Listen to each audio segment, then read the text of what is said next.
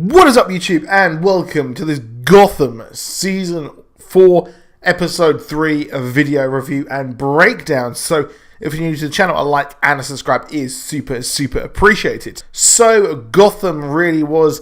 Now, this is quite interesting here because I've actually seen a lot of people on Twitter and on the reviews, people didn't really like this episode that much, which I found a bit surprising because personally, I really did actually love this episode. I thought it was a really fun episode more than anything else. Now, I have to say, one of the coolest parts of all 4 seasons of Gotham happened in this episode, and it was the cold opening that we got of Ra's al Ghul's origin, or not really his origin, but kind of like his early years, and I thought that was really cool. I opened it, I started watching the episode, and I was just like, what? Have I got the wrong episode here? And it opened with this really stunning, like, green screen, this battle that had just happened.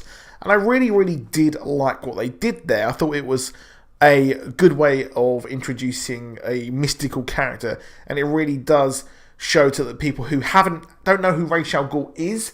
It does actually kind of send home how old he is, and how really significant he is, really, because out of all of the villains so far in this season, he is the biggest, in my opinion. By far, he is the biggest threat, at least, because of his heritage, because of his immortality, because as well, his resources that he has as well. So, he is possibly the biggest threat. Now, one part I didn't like in this episode was the ending where, well, it seems like Barbara is really going and getting karate lessons for sex, which is, wow. I did not like the fact that Ra's al Ghul is romancing Barbara. I don't like that. That's not something that I like at all. I think it really does cheapen Ra's al Ghul a bit. It's sort of like if it was in Arrow and he was like getting with some female villain in there. It's just stupid. But that really was the downside of a personally really good episode. In this episode, in the previous 2 episodes, I mentioned that here we're seeing Batman Begins, where we see Batman, he is on his way to becoming Batman. And here we really got to see Bruce Wayne working on his many masks, which is what really masks were in the title of this episode. And we see him as Bruce Wayne. We see him, well, being an actor, trying to be like, hey, yo, I'm just a kid. I'm just a dock worker kid. And he went on the ship, and it was really entirely unbelievable. Not just like my terrible impression I just did. So it was nice to see Alfred kick ass as well, which is part of the real good thing here, that we've got a younger Alfred. We've got him, and he is kicking ass and taking names, and it is really alluding to his time in the military. And I have to say, it's pretty cool. I mean, it is kind of similar, sort of, to Jeremy Irons, who is more of a kind of a younger Alfred, not like the really old butler who's just bringing him his plate and that's it. So it's really cool to have that, and I really do like the Bruce Wayne and Alfred moments where they're working together on these missions, which is really awesome. It's a bit different. It's quite similar to what has happened in All-Star Batman at the moment with the first Ally storyline. You should go and check that out as well. So pick up those issues in the links below using Amazon. So this episode as a whole, I thought, was pretty damned awesome. I mean, I really did like the Riddler here.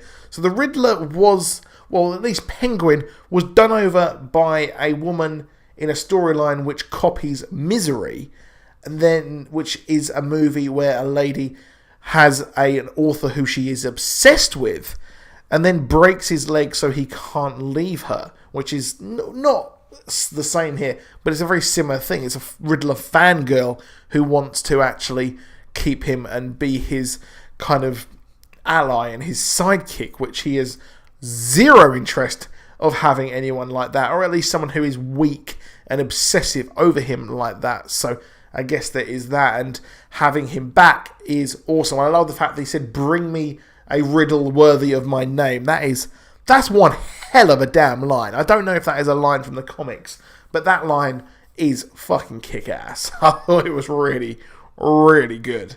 So let me know what you think in the comments of this episode. I'd love to hear what you think as well on this episode. There is quite a lot going on in this storyline as well. We have also got the auction. So I say that Batman is, or Bruce Wayne is becoming Batman, but this is where he's learning to be Bruce Wayne. Now, regrettably, in the Dark Knight trilogy of Christopher Nolan, we never really got to see Bruce Wayne be Bruce Wayne that much. In Batman Begins, we see him be a bit of a jerk and actually kind of play with some models in a fountain, which, yeah, is just really overly done and not really done that well, to be honest. Or really, at least, I'll give him a chance. We never actually got to see much of him really become Bruce Wayne. But here we are seeing him become Bruce Wayne and become the obnoxious playboy that really, the persona which he needs to project. And I think that is pretty cool. We see him really just joke around and throw his money around, where Bruce Wayne's learning to actually use his money for fun, which is something which is never really, hasn't really been done so far in the show. So we've got that public persona, and really I like the way that Bruce Wayne realised that, well, he's going to have to start bidding on loads of random shit, so they won't realise that he actually wants the dagger for what he actually wants it for, and to learn more about the mystery around it. And Barbara has an interest in it as well. I love the way that she absolutely got parred by good old Bruce Wayne, and it was like, that's a lot of money for you, and he's just being a complete jerk and doing what he wants and really mugging her right off, which I thought was really, really funny. And Barbara getting done over is always funny, to be honest, because, well, I'm not a fan of her. I like the fact she's a very good actress, I have to say. The actress who plays Barbara Keene is really, really good in her role, and I do like seeing the character get done over. I guess it's some kind of sick satisfaction from myself. But the whole episode was fun, and like I said, it is incredibly fun. Regrettably, we never really learnt more about the Riddler's kind of his fangirl, who was his, I would say, classmate as well. So it would have been nice to really kind of explore more of that.